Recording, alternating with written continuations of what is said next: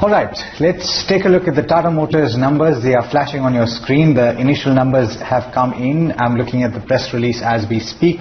The consolidated Q4 earnings have come in at 88,628 crore rupees. That is above the estimates. The estimates, of course, were seen at 87,518. The EBITDA margin has come in on a consolidated basis at 14.4%. That's an improvement of 870 basis points over the same period last year. The net revenue has come in at the profit before tax has come in at 3,287 crore on a consolidated basis. Let's look at Jaguar Land Rover as well, because that is something that is a large determining factor for the performance of the consolidated entity. You've seen a 20% increase in Jaguar Land Rover's revenue, and an EBITDA margin of 15.3% looks quite healthy on a year-on-year basis. It's a 910 basis point improvement. For the standalone entity, you've had an over 100% improvement in the revenues at 20,046 crore rupees. Let's look at some of the other details that have come in for Jaguar Land Rover. They've said that FY21 investments came in at 2.3 billion pounds, and positive free cash flows were generated to the extent of 729 million pounds for the quarter 4, and for the entire year it was generated at 185 million pounds. Now, remember, it was quite a tough year, and towards the latter half of the financial year, of course, you saw a significant improvement in the performance. The outlook that they have provided in the press release, they say that while demand is strong, the supply situation over the next few months is likely to be adversely impacted by disruptions from the COVID-19 lockdowns in India and also semiconductor shortages worldwide. They expect that the first quarter that we're in right now of financial year 22 will be relatively weak on account of this, and also this is something that they're contending with the rising commodity inflation, and they expect it to improve gradually from the second quarter onwards. I believe that we do have Mitul Shah joining in right now. Just want to go across to him and get a sense of how he's reading the numbers. Mitul, on the revenues front seems to be a beat of estimates, and on the margins front seems like Jaguar Land Rover is back to the 15+% run rate. Looks quite strong. What are your initial observations? Yes, all the numbers are, I need to see. However, considering the prima facie top line numbers as well as EBITDA margin, it seems to be very strong performance. Even revenue is broadly in line. However, margins are quite strong. JLR margin coming again above 15% is really commendable in this environment where still challenges in a few geographies like UK, Europe, Asian countries still persist. So definitely JLR has done really well, and again product mix was quite favorable this time with a higher contribution coming from the Land Rover. As we all know, Jaguar is relatively not a great profit making entity compared to Land Rover.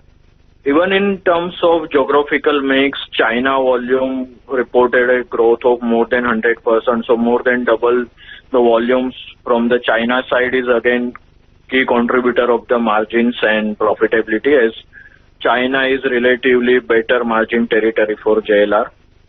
Even standalone margins of close to 8% is also really good numbers in this situation where the passing on the commodity cost is a challenge, and as we all know, commodity costs are quite high this time for all the OEMs. So despite that, company has reported really strong performance on the operating level.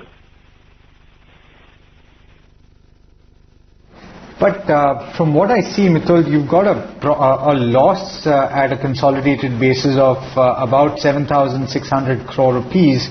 What do you have to say about that? Is that something that you had anticipated?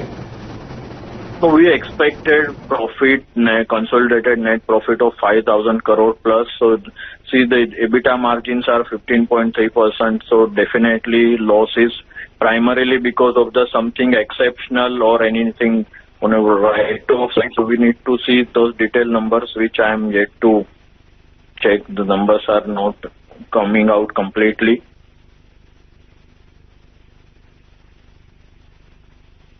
I'm looking at the P&L statement. I'm looking at the consolidated statement, and it says that the revenue has indeed come in at 88,627 crore rupees, but there is a loss on a consolidated basis of as much as 7,643 crore rupees. Yes, like you're saying, we need to understand where this is coming from, and it seems to be there's an impairment loss for the passenger vehicle business of as much as 1,152 crore rupees, and there is also a provision for onerous contracts and related to supplier claims that is provided. So there do seem to be exceptional items coming in from the numbers.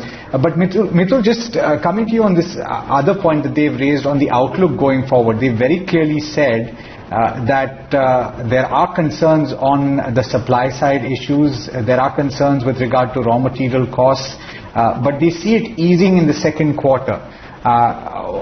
What do you think is giving them that confidence? Commodity costs are still going up. However, within the commodity, steel is the major component, which already started reversing since last 1 or 2 months. So that we can definitely assume that is under control. On the other hand, all these companies are slowly increasing the prices, and particularly for Tata Motor, again, major portion or major contribution is from the JLR, where we are finding all the major geographies like North America, China, Europe, UK already started recovering for the luxury car segment. And even other players like BMW, Audi, all those people are also announced very strong outlook for coming quarters. So based on that, definitely there is a positive momentum for the JLR side. And again, on the other hand, commercial vehicle also we are strongly positive. We believe that MHCV upcycle already started and which will last for another 2.5 years with a close to 100% kind of a growth very much on card for FY22. So barring this Q1 impact related to COVID second wave and this various lockdown in the various geographies, Q2 by mid Q2 things should be normalized and second half should witness very strong bounce back.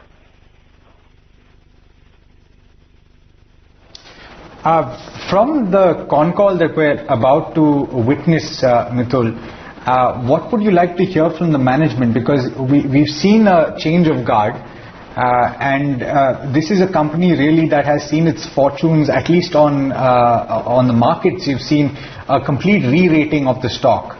What would you like to hear from the management that will justify that re-rating that has taken place? See, first of all, we seek clarity on this loss because even I am looking at the PBT level. There is a PBT profit of 8,700 crore plus for consolidated entity. Despite that, there is a loss. So there is something one-time impact of around 15,000 crore related to JLR strategy. That clarification we will seek from the management in a con call. And secondly, on the margin side also, always JLR people has been guiding for EBIT margin for FY22 and 23. So that commentary would be more interesting for the stocks re-rating. As we all know that domestic side, now company is well established on the CV as well as PV side also. So we are not much concerned about the domestic business. Even JLR also we are positive, but we would like to hear from management on the JLR's margin territory going forward. Mitul, do stay with us. I'm joined now by Vivek Iyer, who's been looking at the numbers while we've spoken. Vivek, we were anticipating a PAT of 2,770 odd crore rupees, but we've seen a loss on the consolidated basis. There seems to be an exceptional item in there. Have you had a chance to analyze what that is? Well, some lack of clarity still, especially when it comes to that particular item. But overall, when you're looking at the numbers, let's keep in mind that this particular quarter has actually been quite a good quarter as far as Tata Motors is concerned. The revenues have actually come in slightly above what the street was anticipating, clearly indicating the kind of resilience that you're seeing as far as the ASP is concerned. Along with that, when you're actually talking about the EBITDA margin, we were expecting margins close to 12.8 to around 13%. The reported margin has come in almost 100 basis points higher. So clearly margins showing quite a bit of resilience. The company has indicated some exceptional charges, especially, it appears to be related to the JLR. Some more clarity would be taken from the management in the phone call that would come in. But overall, it does appear as though operationally it seems to be quite a good quarter. When we are talking about JLR, we were actually expecting margins of close to 14.7 to 14.9%. The actual JLR EBITDA margin seems to have come in at around 15.3%.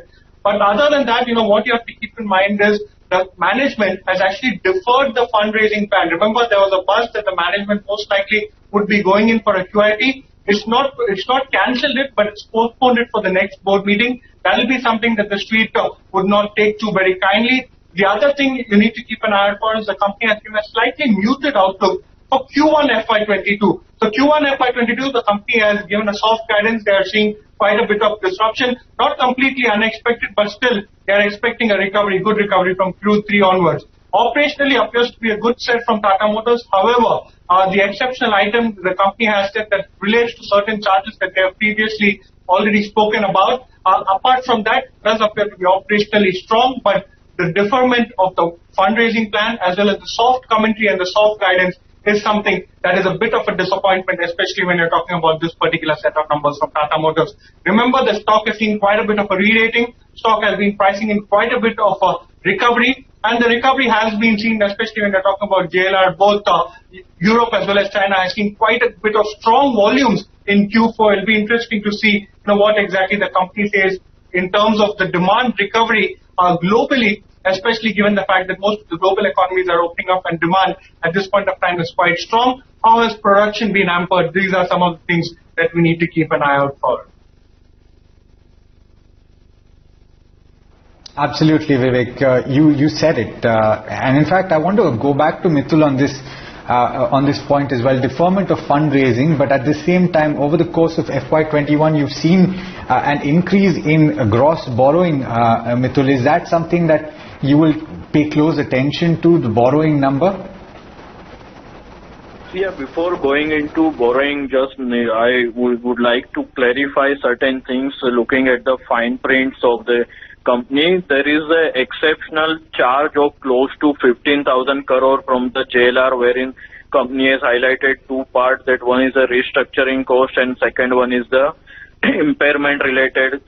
Roughly asset write down is 9,600 crore and restructuring 5,400 crore. So this entire 15,000 crore is a purely exceptional one-time impact, and if we adjust these again, there is a 2,000 crore of a reversal also.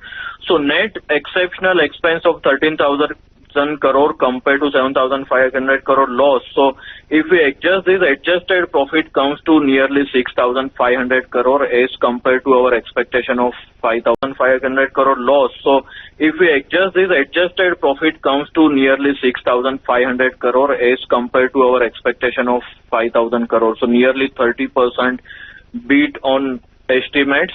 This is really very strong performance, certainly. Okay, that's definitely something that is heartening to hear. But of course, we need to understand from the management, like you said, Mitul, as to why these exceptional items have come in. They were certainly unexpected.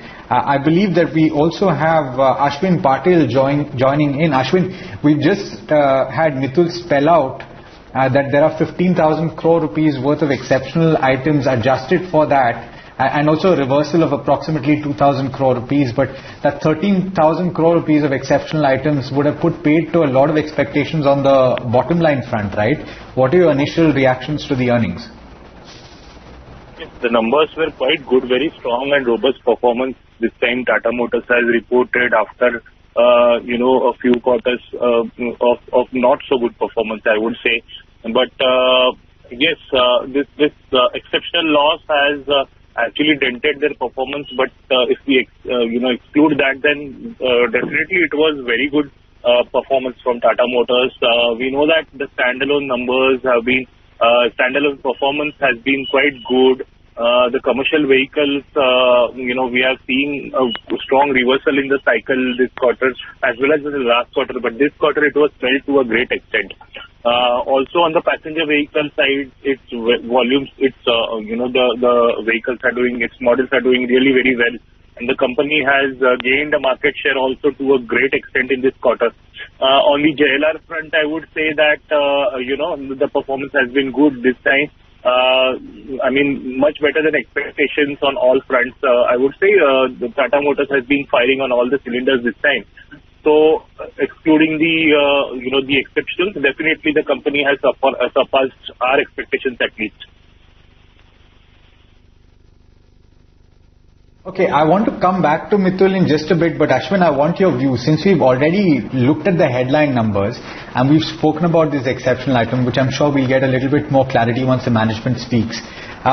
Would you be willing, as an analyst that looks at Tata Motors, to look through this exceptional item because you see enough positives here on the operational front? And what are your expectations with regard to FY22? The management, at least from the tone of the press release, seems to be a little cautious in the first and the second quarter of this financial year. Yes, definitely they will have to be, because we know that the COVID surge is still, it's quite strong in the domestic markets, and they won't be able to see that kind of number, those numbers which they have seen in Q4, in the Q1, as well as maybe if it spreads into Q2 as well, then maybe the first half won't be that positive as compared to what it was expected earlier.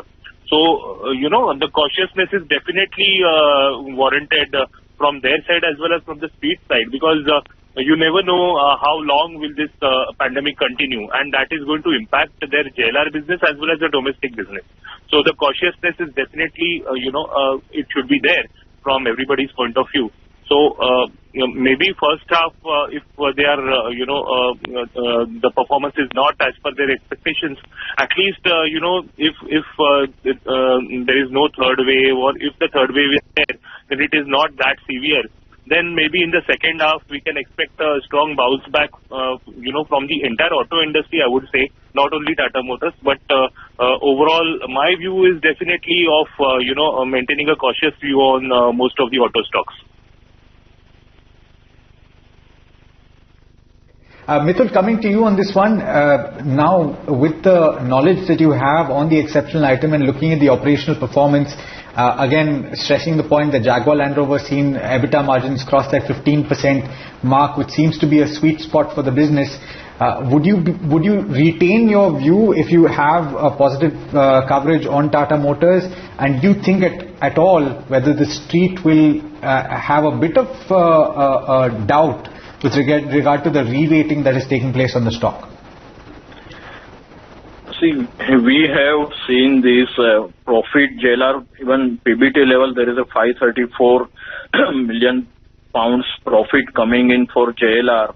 And again, if we look at the operational part, leaving aside this exceptional expense, which is again probably to a greater extent would be a non-cash item. So definitely company has generated a net cash flow of 5,300 crore from operations. As against last year, there was a negative cash flow of 12,000 crore. So this is also helping on the company in terms of lowering the debt level. So looking at this parameter in terms of the capital employment rate coming down, improving return ratio, margin territory is now going at a higher level, not only for JLR, also for the India business. Certainly near-term issue persists for Q1 and maybe to some extent initial first half of the Q2. But going forward, things will be very strong, as we all know that all these major geographies like North America, Europe, all those are started already recovering at faster pace. This will help JLR business not only on the business side revenue, but profitability will also improve, and certainly all these parameters leads to its re-rating, which already happened in past 6 to 8 months. We believe it will continue and we remain positive. We reiterate our strong buy recommendation for the stock despite recent run-up. Okay. Ashwin, I want to come to you on the commentary with regard to the outlook that they've given. They've very specifically said, and I'm reading from the press release here, they've said that the supply situation over the next few months is like to be adversely impacted by disruptions from COVID-19 lockdowns in India and semiconductor shortages worldwide. They expect that the first quarter will be relatively weak due to this, as well as rising commodity inflation, and they expect it to improve gradually from the second quarter. How much of a pressure do you think that commodity prices will play on the margins front specifically? Jaguar Land Rover, as we know, uses a lot of aluminium in the raw materials that it uses. What is the outlook that you think will be given with regard to the new financial year? Well, I would say that definitely the input costs are rising, and steel and precious metals, which form a major content of at least steel, if not the precious metals, but definitely they are on the rise. And on the JLR side, with the electrification of their vehicles and all, with aluminium content moving up, they will be able to up to some extent they'll be able to mitigate the cost, the input costs which are rising right now. But in the Indian business, I think the commercial vehicles which majorly use steel and all those costs are quite rising. So I think in the domestic markets as well, in the scenario where COVID is there and there is a pressure on demand, etc., they won't be able to take big price hikes or any price hike, I would say. In fact, discounting will be increasing to a good extent, and there will be a pressure on the EBITDA margins or the margins or the profitability of the company in the domestic market.